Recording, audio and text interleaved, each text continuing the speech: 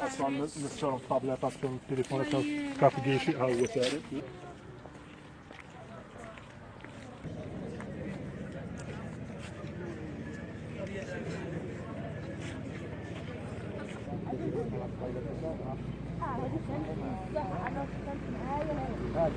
نعم. ما الذي وقع بالضبط اليوم؟ نعم. يعني اكيد يعني اول شيء تحيه نظريه من داخل الاتحاد الوطني لطلبه المغرب. واللي وقع يعني هذا اليوم بالضبط يعني كنظن يعني هذا اليوم هو اليوم الثاني يعني من البرنامج اللي سطرته لجنه المعتقل المنضويه تحت لواء الاتحاد الوطني لطلبه المغرب.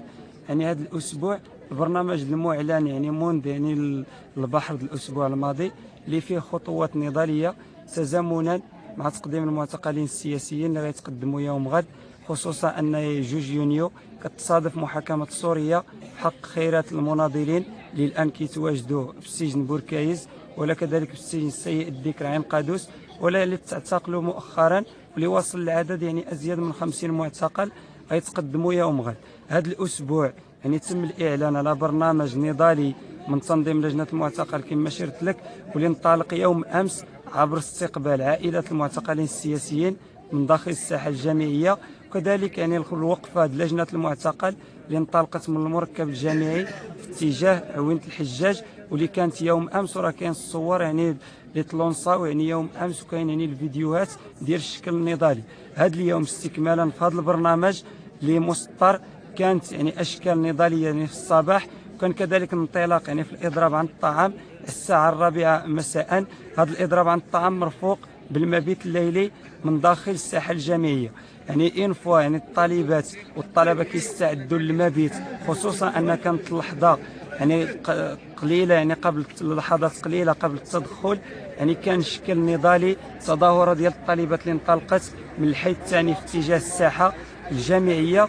هذه التظاهره اللي كانت تنديدا يعني ما يتعرض لها المعتقلين السياسيون ولا كذلك المعطى اللي وصل من السجن السيء الذكر عين قادوس يعني الاغماء، حاله الاغماء الحاد اللي كياخذها يعني اللي تلقات يعني الرفيق محمد القشقاشي وهو في اليوم الثاني والأربعون من الإضراب عن الطعام إلى جانب الرفيق محمد الجناتي. يعني إن وصل المعطى ديال حالة الإغماء الحادة الطلبة والطالبات خرجوا بتظاهرة نديدية كان شكل نضالي من داخل الساحة واللي تختم هذا الشكل النضالي وتمت الإشارة فيه على أن المبيت الليلي غيكون من داخل الساحة الجامعية، وبداو الطالبات كيستعدوا الطلبة للمبيت من داخل ساحة 20 يناير.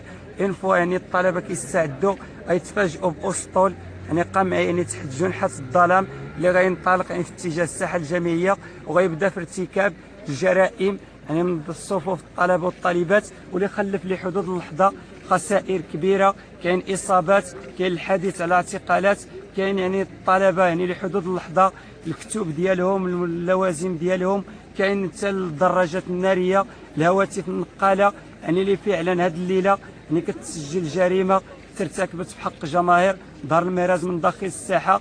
وهذه اللي كانت الفصول ديال ساعتين وهذه الجرائم مستمره، ومن بعد يعني غيرتكبوا الجريمه الساديه غينسحب يعني لحدود اللحظه. هذا هو يعني المعطى اللي كاين يعني ما وقع يعني هذا اليوم.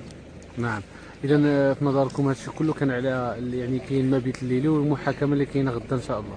اكيد ان الطالبات والطلبه لان يوم غد في هذا البرنامج نيت اللي شرت له كاين خطوه لجنه المعتقل يعني من داخل محكمة الاستئناف، وقفة أمام المحكمة الاستئناف يكون حاضرين فيها العائلة المعتقلين السياسيين والطلبة والطالبات كما دأبوا يعني دائما النزول للمحاكمات من داخل السنترفيل.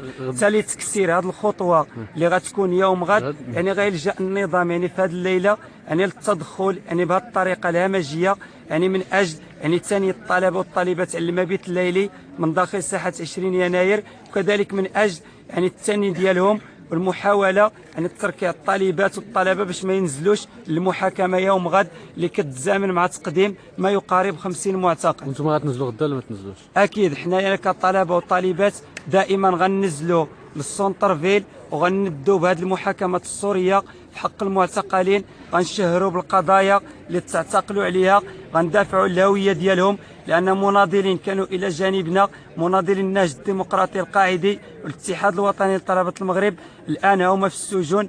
كاين احكام جائره صدرت في حقهم، راه وصلت للقرنين، يعني هذا الموسم ما يقارب قرنين ديال السجون في حق المعتقلين اللي الان كيقضيو العمر الزهور ديالهم يعني من داخل الزنازل.